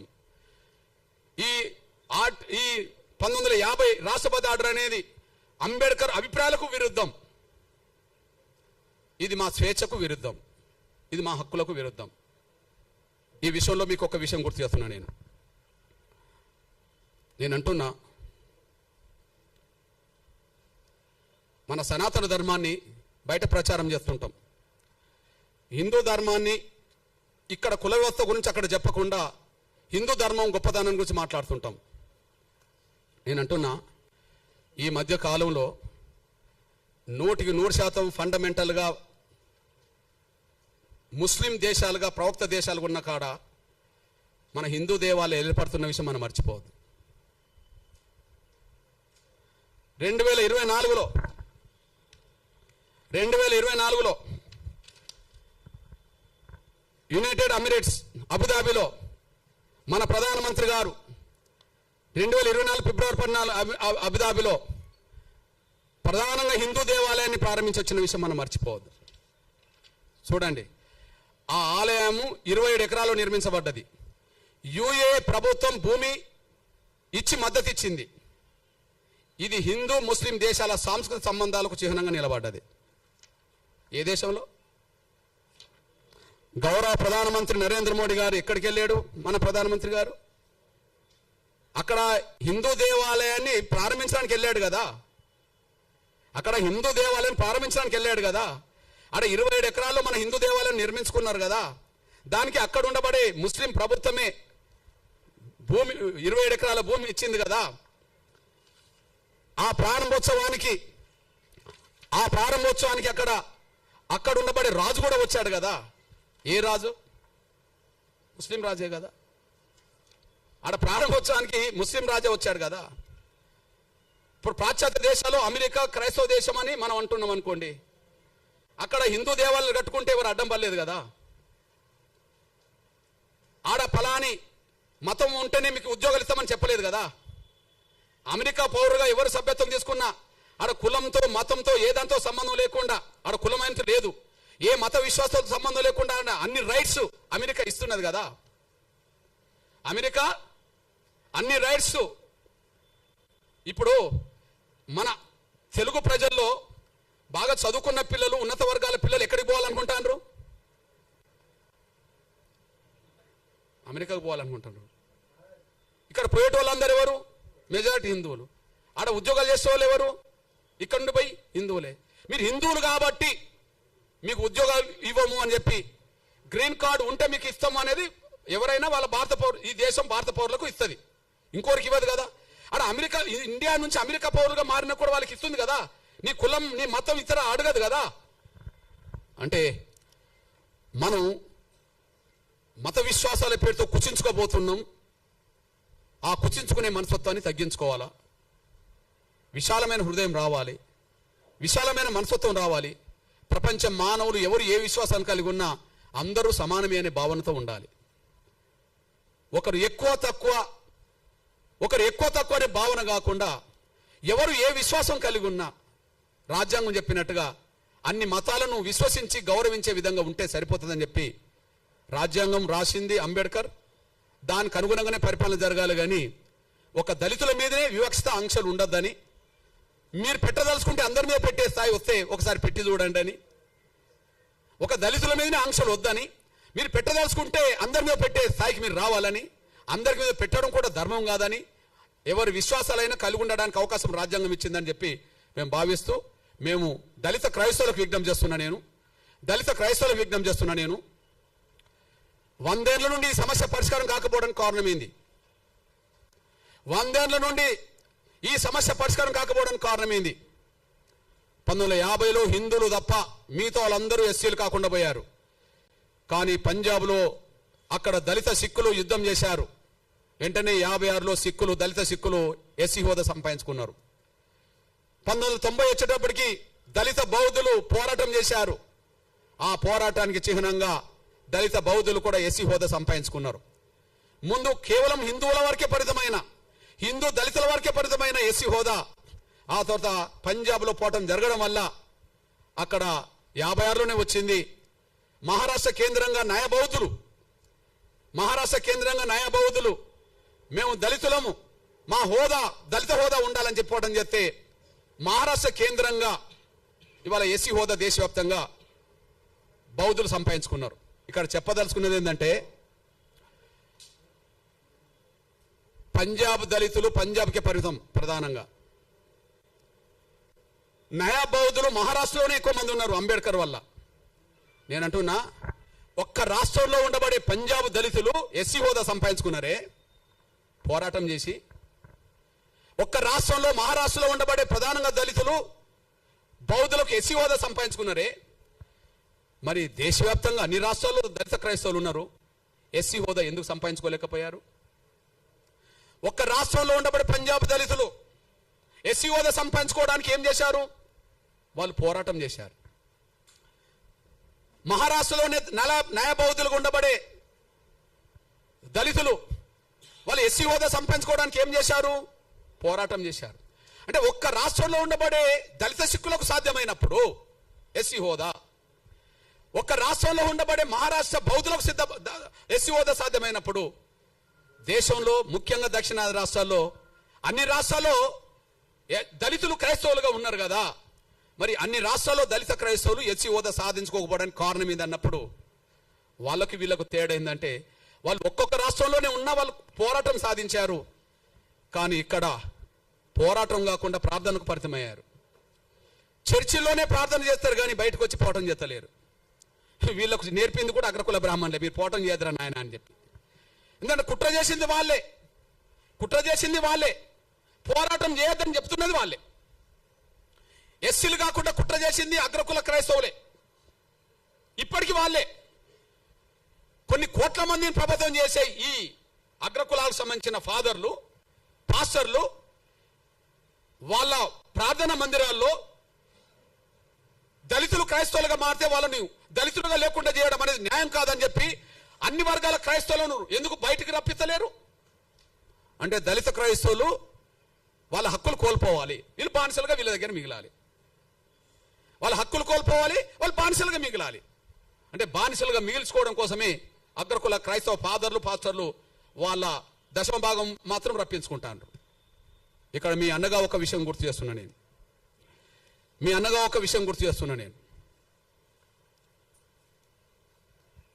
భారతదేశ దళితులు ముగ్గురిని స్ఫూర్తిదాయకంగా తీసుకోవాలి దళిత క్రైస్తవులు. నేను ఇప్పటికీ హిందూ మతంలోనే అంబేద్కర్ ఉన్నప్పటికీ